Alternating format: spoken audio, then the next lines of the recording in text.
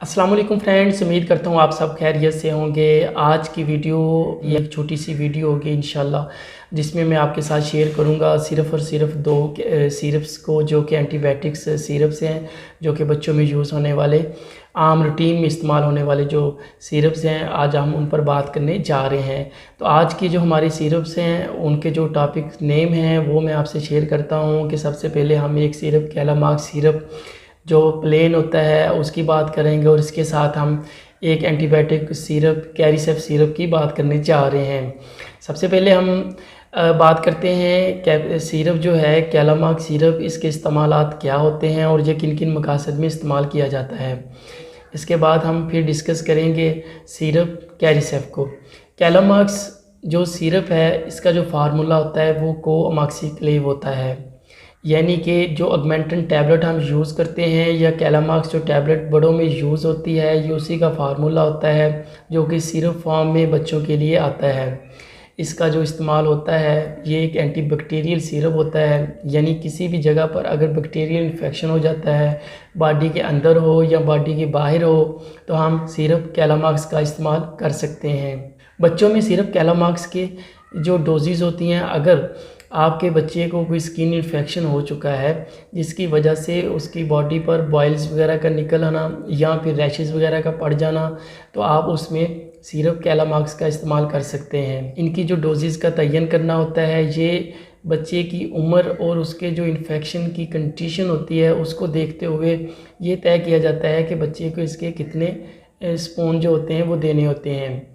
तो नेक्स्ट मैं बात करने जा रहा हूँ सिरप कैरिसेप की। सिरप कैरिसेप जो कि एक एंटीबैक्टीरियल सिरप है, ये भी कैलामाक्स की तरह तमाम बैक्टीरिया के इन्फेक्शन के लिए इस्तेमाल होने वाला एक सिरप होता है। इस सिरप के जो सबसे ज़्यादा पॉजिटिव रिज़ल्ट्स आते हैं वो बच्चों के चेस्ट इन्फेक्शन में आते हैं, कि बच्चों का जो चेस्ट इन्फेक्शन होता है उसको कंट्रोल करने में ये नहायत ही बेहतरीन रिज़ल्ट्स रखते हैं।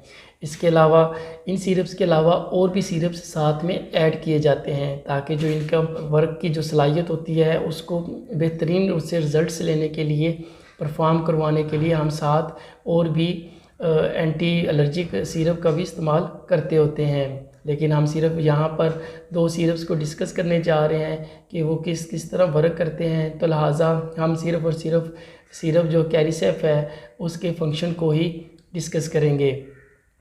सिरप कैरिसेप, अगर बच्चे में चेस्ट इन्फेक्शन हो जाता है और वो चेस्ट इन्फेक्शन इस कदर सीरियस होता है कि बच्चे के सांस का मसला आ रहा हो, बच्चे की छाती से आवाज़ें आ रही हों और बच्चे को सांस लेने में दुश्वारी हो रही है, तो आपने सिरप कैरिसेप का इस्तेमाल करना होता है। सिरप कैरिसेप ना कि सिर्फ और सिर्फ चेस्ट के इन्फेक्शन में काम करता है, बल्कि ये कोई भी स्किन का इन्फेक्शन हो या फिर कोई भी एब्डोमिनल इन्फेक्शन हो या फिर इसके अलावा कोई भी गैस्ट्रिक का यानी मैदे का कोई इन्फेक्शन हो, तब भी हम सिरप कैरिसेप का इस्तेमाल कर सकते हैं, क्योंकि ये एक एंटीबैक्टीरियल सिरप है। जहाँ पर भी इसकी ज़रूरत पड़ सकती है तो वहाँ पर इसको इस्तेमाल करवाया जाता है।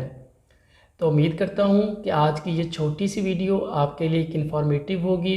तो लिहाजा इस तरह की मज़ीद वीडियोज़ देखने के लिए आप मेरे चैनल को सब्सक्राइब कर सकते हैं। Thank you so much. मिलेंगे इंशाल्लाह अगली वीडियो में। अल्लाह हाफिज़।